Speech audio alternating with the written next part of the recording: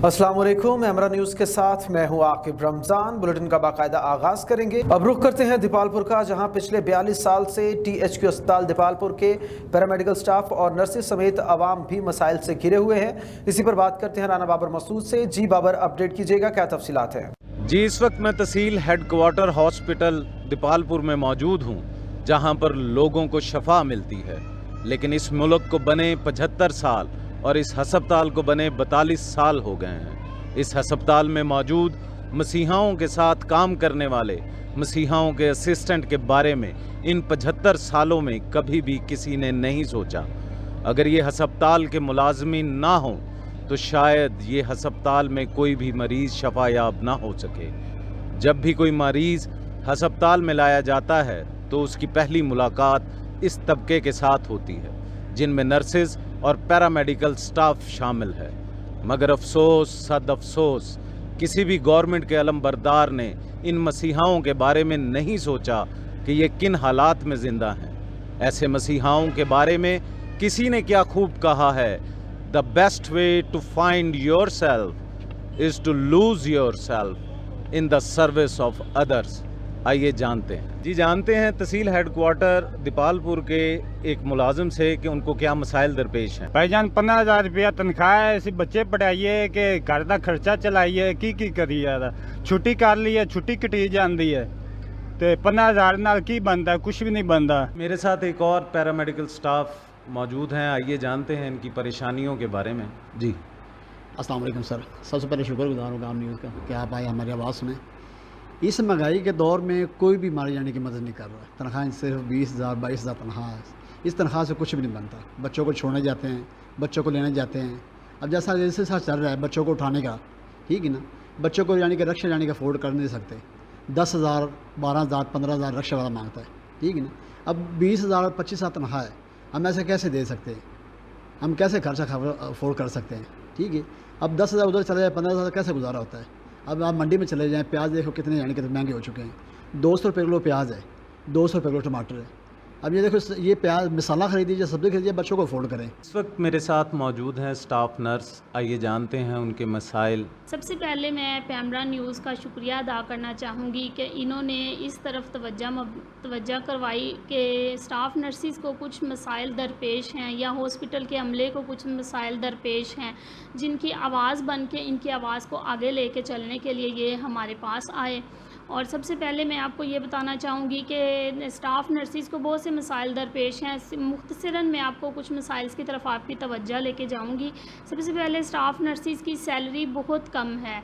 Salary इतनी कम होने की वजह से स्टाफ नर्सिस ना तो अपने घरों को बेहतर तरीके से चला सकती हैं, और इसके अलावा स्टाफ नर्सिस को आने जाने के लिए इतने बढ़ते हुए किराए हैं, आने जाने के लिए उनका बहुत ज़्यादा ख़र्चा हो जाता है। फिर दूर दराज इलाकों से आने में उनको टाइम भी बहुत ज़्यादा लगता है। इसकी एक वजह तो ये है कि स्टाफ नर्सिस का इतने कम जो है वो एक्सपेंसेस में गुजारा नहीं होता, ठीक है। उसके अलावा स्टाफ नर्सिस के लिए क्वार्टर की सहूलियात नहीं है। THQ हॉस्पिटल में स्टाफ नर्सिस के लिए सर्वेंट क्वार्टर्स होने चाहिए, जो कि बहुत ज़रूरी हैं। इसके अलावा स्टाफ नर्सिस के बच्चों को स्कूल में जो तालीम है दीपालपुर के या जिस इलाके में भी स्टाफ नर्सिस काम कर रही हैं, वहाँ पे जो भी स्कूल हैं, जैसे DPS स्कूल हो गया, ऐसे स्कूल में स्टाफ नर्सिस के बच्चों को फ्री तालीमी सहूलियात देनी चाहिए, ताकि स्टाफ नर्सिस के बच्चों का जो मुस्तकबिल है वो सिक्योर हो सके।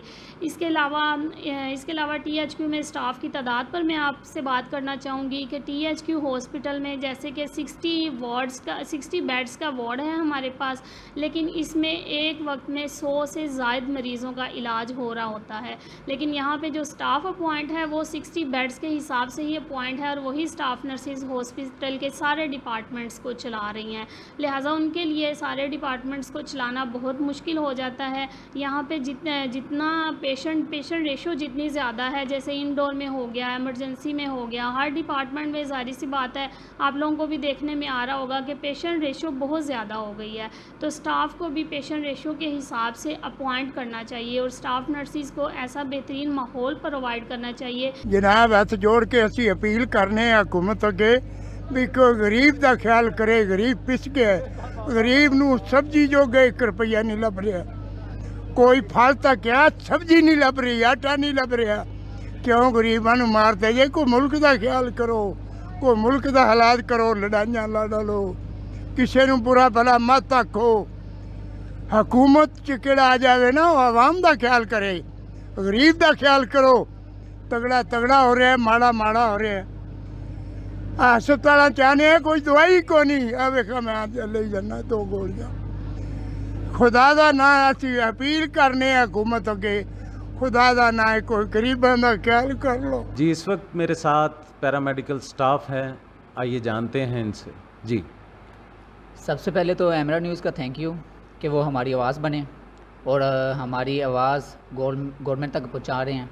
इस बढ़ती हुई महंगाई में हमारी तनख्वाहें बहुत ज़्यादा कम हैं, तो हमारी गवर्नमेंट से इल्तिजा है कि वो हमारी तनख्वाहों में इजाफा करें। जी, मेरे साथ एक और भाई पैरामेडिकल स्टाफ मौजूद हैं, आइए जानते हैं इनके मसाइल।